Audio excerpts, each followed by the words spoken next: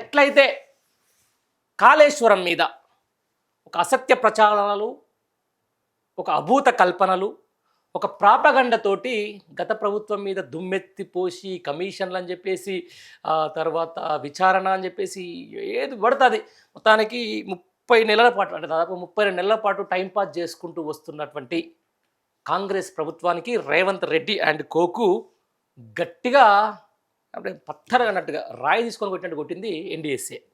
National dam security authority ఏం చెప్పిందంటే lift irrigation సంబంధించిన దాని మీద ఎల్నినో కరువు రాబోతుంది తెలంగాణ రాష్ట్రంలో, త్వరలో కరువు పరిస్థితులు, తీవ్రమైనటువంటి కరువు పరిస్థితులు రాబోతున్న నేపథ్యంలో ఇక కన్నెపల్లి పంప్ హౌస్ నుంచి లేకపోతే మొత్తానికి అక్కడి నుంచి గోదావరి లిఫ్ట్ ఏదైతే గోదావరి ఎత్తిపోతలకు సంబంధించిన దాని నీళ్ళు ఎత్తిపోతలకు సంబంధించింది పూర్తిగా మీదే, తుది నిర్ణయం మీదే అని చెప్పేసి ఒక మాట ఎత్తేసింది. గత కొద్ది కాలంగా మేడిగడ్డకు సంబంధించిన దాని మీద 2 పిల్లర్లకు సంబంధించి ఏదైతే చిన్న ఆ పర్రెలకు సంబంధించిన దాని మీద విపరీతమైనటువంటి పెడార్థాలు, దానికి ఏదో మొత్తం డ్యామ్ అంతా కొట్టుకపోయింది. కాళేశ్వరం ప్రాజెక్టులో ఎన్నో పియర్స్ ఉంటాయి, ఎన్నో పిల్లర్స్ ఉంటాయి, ఎన్నో బరేజ్లు, ఆ బరేజ్లకు సంబంధించిన దాంట్లో ఒక 2 పిల్లర్లు కూలిపోయడానికి పట్టుకొని మొత్తం కాళేశ్వరం మొత్తం పోయింది. కథా కార్ఖానా నేషనల్ డ్యామ్ సెక్యూరిటీ వచ్చేసి అసలు మొత్తం ఒక నివేదిక ఇచ్చేసింది. ఈ నివేదిక ప్రకారం అసలు కాళేశ్వరం మొత్తమే పనికిరాదు అని చెప్పేసి అడ్డగోలుగా మాట్లాడి ప్రెస్ మీట్లు పెట్టి దాని మీద అవగాహన లేకుండా, అవగాహన ఉన్నోళ్ళతోటి లేకపోతే అవగాహనకు సంబంధించిన వాళ్ళకు అనుకూల మీడియాతోటి ఇష్టానుసారంగా వార్తలు వడ్డించింది ఈ ప్రభుత్వం. రైట్, మొన్న చూసినాం మనం ఎప్పుడైతే బీఆర్ఎస్ పార్టీలో కన్నెపల్లి పంప్ హౌస్కి వెళ్ళిన తర్వాత వర్కింగ్ ప్రెసిడెంట్ కేటీఆర్ వెళ్ళిన తర్వాత రాష్ట్ర ప్రజలకు క్లియర్గా విషయం అర్థమైంది. ఏమర్థమైంది? కాళేశ్వరం ప్రాజెక్ట్ అనేది ఒక మేడిగడ్డే కాదు. కాళేశ్వరం ప్రాజెక్ట్ అంటే కన్నెపల్లి పంప్ హౌస్ ఉంటుంది. కాళేశ్వరం ప్రాజెక్ట్ అంటే సుందిల్ల, అన్నారం, ఎల్లంపల్లి, అక్కడి నుంచి వయా రిజర్వాయర్లు, కొండపోచమ్మ, రంగనాయక సాగర్, మల్లన్న సాగర్, బస్వాపూర్, ఆఖరికి ఉత్తర తెలంగాణకు సంబంధించినటువంటి ఉత్తర తెలంగాణ నుంచి దక్షిణ తెలంగాణను కలిపే ఒక అద్భుతమైనటువంటి వర ప్రదాయిని అనేది చెప్పి స్పష్టం చేస్తూ ఉన్న నేపథ్యం. రైట్, వాళ్ళు ఏమన్నారు? 110% బీఆర్ఎస్ ప్రభుత్వం గతంలో కట్టినటువంటి కాళేశ్వరానికి సంబంధించిన దాంట్లో మేడిగడ్డ దగ్గర 2 పిల్లర్లకు సంబంధించిన దాని మీద పర్యలు పెట్టిన మాట వాస్తవమే కావచ్చు అనుకుందాం. కానీ అసలు మేడిగడ్డకు సంబంధించి మేడిగడ్డ నుంచి ఎలాంటి గేట్లు కిందికి దింపకుండా, మేడిగడ్డతో సంబంధమే లేకుండా కన్నపల్లి పంప్ హౌస్ నుంచి నీళ్ళు ఎత్తండి, అక్కడికి సంబంధించినటువంటి నీటి సామర్థ్యం, వరద సామర్థ్యం కూడా ఉందని చెప్పేసి స్పష్టంగా చెప్పారు. అంటే దాదాపుగా 72 మీటర్ల ఎత్తులో నుంచి నీళ్ళు వెళ్ళిపోతే నీళ్ళు ఎత్తిపోయొచ్చు. కానీ మొన్నటిదాకా ఏమైంది? దగ్గర 94 నుంచి 96 మీటర్ల వరకు వాటర్ ఫ్లో నడిచింది.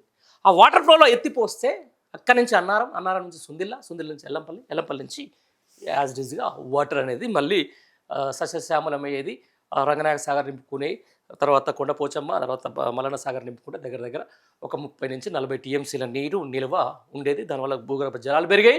అవసరమైతే ఎల్నినో రేపు పొద్దున ఇబ్బంది పెడితే, ఇప్పటికీ జూన్ లాస్ట్లోకి వచ్చినాం, ఏదో అడపాదడప వర్షాలు తప్ప వాతావరణం చల్లగా ఉంటుంది కానీ వర్షాలు పడక చాలా ఇబ్బందికరమైన పరిస్థితులు రాష్ట్ర రైతాంగంలో నెలకొని ఉన్నమాట వాస్తవం. మీరు అందరూ చూసిన వాళ్ళు కూడా చెప్పండి ఒకసారి. అంటే ముఖ్యంగా పత్తి విత్తనాలకు సంబంధించిన దాంట్లో నాట్ల నుంచి నారేసి ఇప్పుడే నాట్లేసే క్రమంలోకి వస్తున్న క్రమంలో చూస్తున్నాం. మొత్తానికి టోటల్గా ఈ యొక్క ఎల్నినో ప్రభావం నుంచి తట్టుకోవాలంటే ఖచ్చితంగా నీళ్ళు ఎత్తిపోయాల్సిన ఆగత్యం ఖచ్చితంగా కాంగ్రెస్ గవర్నమెంట్ మీద పడ్డది, రేవంత్ రెడ్డి మీద పడ్డది. దీనివల్ల ఏమవుతుందంటే దానిలో బాగానే ఎన్డీఎస్ఏ ఒక రిపోర్ట్ కూడా ఇచ్చేసింది. తుది నిర్ణయం మీదే. ప్రస్తుతానికైతే జనాలకు అవసరం ఉంది, జనాలు కూడా నీళ్ళు అడుగుతూ ఉన్నారని చెప్పేసి ఒత్తిడి ఉంటుంది. ఎందుకంటే ఇక్కడ బీజేపీకి సంబంధించిన 8 మంది ఎంపీలు ఉన్నారు. మరి వాళ్ళని కూడా రేపు రైతులు క్వశ్చన్ చేస్తారు అక్కడ పోయినప్పుడు. అరే ఏందా మీరేదో ఎన్డీఎస్ అని చెప్పారంట, మీ ఎన్డీఎస్ఏ రిపోర్ట్ పట్టుకొని ఇక్కడ ముఖ్యమంత్రి ఎగురుతా ఉన్నాడు, ఇక్కడ మంత్రులు ఎగురుతా ఉన్నారు, అది ఇవ్వద్దని చెప్పేసి అని అంటూ ఉంటారు. సుందిల్ల కాల బుగ్గలు పడ్డాయని చెప్తా ఉన్నారు, అన్నారం కాడ బుగ్గలు పడ్డాయని చెప్తా ఉన్నారు, 3 డ్యామ్లు ఒకటే తిరుగున్నాయని చెప్పి మీరే చెప్పారట, అసలు నీళ్ళు మొత్తమే ఎత్తిపోయేదట అని చెప్పేసి బీజేపీలో కూడా ఖచ్చితంగా నిలదీస్తారు ప్రజలు. తీసిన క్రమంలో నమ్మ తేడా కొడుతుంది.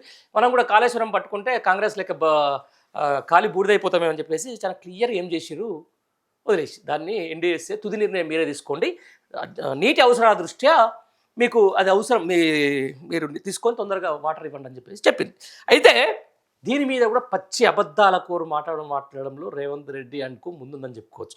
నిజంగా మేడిగడ్డకు సంబంధించిన దాని మీద ఇప్పుడున్న ఫ్లో మొత్తం ఒకవేళ గేట్లు వేసేసి ఆపినా చూద్దాం, గేట్లు వేసేసి ఆపేస్తే మేడిగడ్డ మొత్తం కొట్టుకపోయంట 44 గ్రామాలు పోతాయట. ఓరి నాయన 200కు పైగా టీఎంసీల క్యూసెక్ల వాటర్ ఫ్లోని మేడిగడ్డ ఇప్పటికే ఏమంటారు దాన్ని కూడా తట్టుకొని గట్టిగా నిలబడ్డది. నువ్వు దాన్ని ఓడబెట్టమన్నాడు. ఏం పత ఇంత పచ్చి అబద్ధాల కూతలు, ఇంత జనంని మైమరిపించే వ్యాఖ్యానాలు, లేకపోతే తప్పుదోవ పట్టించే మాటలు మాట్లాడడం వల్ల ఎవరు నష్టపోతారు? తెలంగాణ సమాజం కాదా? తెలంగాణ సమాజానికే చేటు కాదా? తెలంగాణ రైతాంగం మళ్ళొకసారి నష్టపోదా? ఇవన్నీ వదిలిపెట్టి రోజు హాయిగా ఫ్లోటింగ్ గోల్ పెట్టి పట్టిసీమ కోసం అని చెప్పేసి ఆ గురువుగారి మురిగారి దగ్గర పట్టు కోసం ఆ పట్టిసీమకు నీళ్ళు ఇస్తున్నా అని చెప్పేసి రాష్ట్ర రైతాంగం చెప్తున్నటువంటి మాట. రైట్, నిజంగా ఏదేమైనా కూడా రాష్ట్ర ప్రయోజనాల ముఖ్యం. సబ్బండ వర్గాలు కొట్లాడితే, సబ్బండ జాతులు కొట్లాడితే వచ్చిన తెలంగాణ, ఆ తెలంగాణ ప్రజల రైతుల అందరూ రోడ్డెక్కితే వచ్చిన తెలంగాణ, ఆ తెలంగాణ రైతుల పొట్ట కోసం ఈరోజు అద్భుతమైనటువంటి గత ప్రభుత్వంలో ఉన్నటువంటి ముఖ్యమంత్రి వాళ్ళ శ్రేయస్సు కోసం పనిచేస్తే ఆ రైతులకు సంబంధించిన దాని మీద, ఆ రైతుల ఉద్యమం నుంచి, ఆ రైతుల ఆరాటం నుంచి వచ్చిన తెలంగాణలో ఆ గద్దె మీద కూర్చొని ఆ రైతుల పాలిటనే ఒక ఏమంటారు దాన్ని, రైతుల పాలిటనే ఒక కర్కశంగా వ్యవహరిస్తూ నీళ్ళు ఇవ్వకుండా కరువు కోరల్లో నెట్టేస్తున్నటువంటి ప్రభుత్వానికి రాష్ట్ర రైతాంగం ఏ విధంగా సమాధానం చెప్తుందో కాలమే సమాధానం చెప్పాల్సిన అవసరం ఏదైనా ఉంటుంది.